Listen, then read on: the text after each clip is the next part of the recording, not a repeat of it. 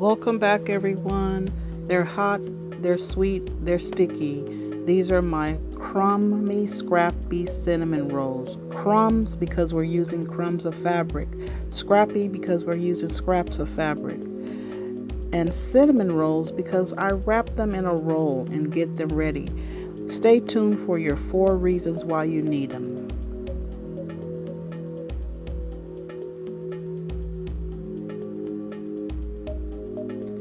So welcome back, everybody. The first reason why you need these hot sticky cinnamon rolls is because you cannot gain weight with them. Look at all my scraps and containers full of fabric. Let's put these to use. And here is the second reason why you need to make some crummy, scrappy cinnamon rolls. The second reason is you can get control of your scraps and your crumbs of fabric. As you can see in this quilt right here, I'm using my cinnamon rolls all around the squares there. The third reason is it is a productive and therapeutic use of your time. When you sit down and you make your cinnamon rolls, you can feel good that you're putting that fabric to use. You don't have to think about a pattern, and there you go. And the fourth and last reason is that you make your fabric readily and available to be used in a project, a quilt, a wall hanging, whatever it is that you so choose to do. So the next step is to show you how we do this. And if you watch any of my very first video was all talking about crumbs. But what I did, I went in my bag of scraps and crumbs of fabric, and I'm looking for particular pieces. As you can see, before we get started, I use my half square triangles that I get from making my cathedral windows or whatever you do. I'm saving those. But I take my long strips of fabric, as you can see, then I take my squares, small squares of fabric, and I separate them into different bags. And then I get to my sewing machine and I start crumb quilting. I know that I have my small pieces of crumbs on my left hand side, and in my bag over to my right I have my long strips, and I'm just adding those short pieces to the long strips. I make a station. I know that I have an hour before work or an hour after work to work on my crumbs. This makes it very therapeutic. And believe me, you can lose a sense of time when you're working on your crumbs and your scraps of fabric. Remember, I call them crumbs, or I call it crummy, and it's not because it's crummy, it's because it's a short term for the word small pieces of fabric, which is crumbs and scraps of fabric. But this is how I'm doing it. I'm laying them on a strip. It seems to go faster this way. And I have made a round. As you can see, my crumbs and scraps of fabric, they're getting bigger. So you make several rounds. You're just going to keep making rounds until your scraps and crumbs of fabric get as big as you like them to be. Okay? But I know that if I make a station, I make a something that's easy to get to, that I can come to in the morning, and I don't have to search around for anything. I just have it there, and I work on my crumbs, and we get to knocking them down. So my crumbs are getting bigger. At this time, I want to go ahead and begin to add certain sections to make them into panels, to make them bigger. And what I usually like to do is not drop my camera, first of all, but I like to take my iron and iron down the seam allowances so that everything can lay down smoothly. And here are my panels. I sort of make them into panels. Now I have panels that I keep aside, and then I make different sizes. So if I wanted to make a 4x4 block, I can cut out of my panels. But the main thing is that they are ready and available, but to be put into a project, whether what size you need, it doesn't matter, 3-inch, 2-inch. But I want you to, what we're talking about here is making a continuous strip, a 2-inch strip, which I call my cinnamon rolls. So that's what we're working on. So I take some of the panels that I have and I am stacking these on top of each other. Now remember, we may be going through 16 layers of fabric at a time. So the first thing you want to do is make sure your blade is sharp. Change your blade on your rotary cutter. Or maybe not stack so many on top of each other. Then on my ruler, I have some grips. They are made out of sandpaper. They're a little bit old, but you may want to find some grips to put on your acrylic ruler to help you to grip your fabric as you cut your 2-inch strips.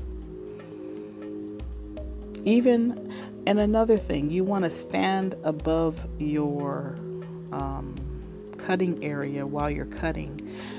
For the simple fact is you have several layers and you have an uneven surface. So this is just for safety and, so that you will be safe as you're cutting your crummy, scrappy cinnamon rolls. Remember, crummy is not a bad thing. It's just a short term for crumbs, small pieces of fabric, which I call crumbs. And scrappy means scraps and pieces of fabric. So that's why it's called crummy, scrappy cinnamon rolls in a good way, right? So I take my 2-inch ruler, which has the grips on it. I have a sharp blade and I just begin cutting my 2-inch strips. You can tell at the top and the bottom, they're different widths. We're not going to worry about that. We're just going to cut 2-inch strips. And if you have a new blade, you can pretty much cut a lot of strips at one time.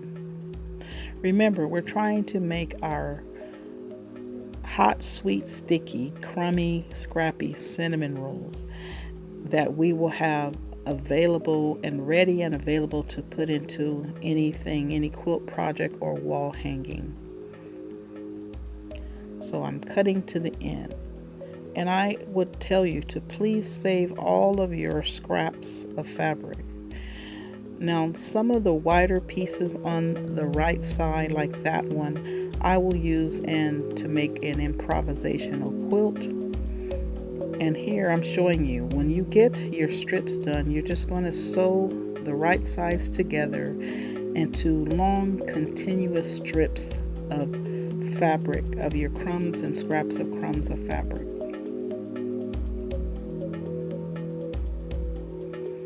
So now you have 2-inch strips. Now you can leave them like this, but I think that I thought that to have them into a continuous roll, I would save more fabric like that.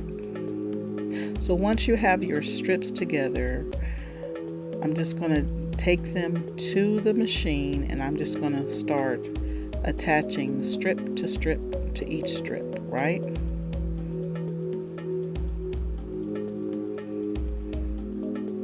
And this is how they're looking. This is one of the rolls, as you can see in here.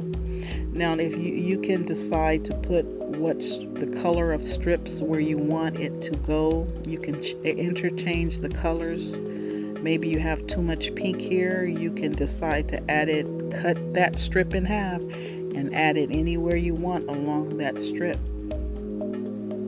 Maybe you have a color, some fabric that you think will not hold up over time. You can just cut those out and add your strip together.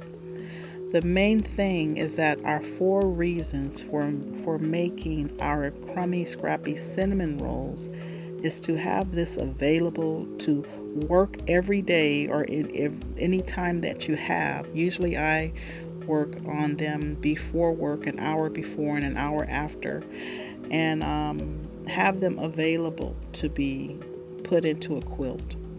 And have your station ready so that you won't have to search for things and get them ready to sew.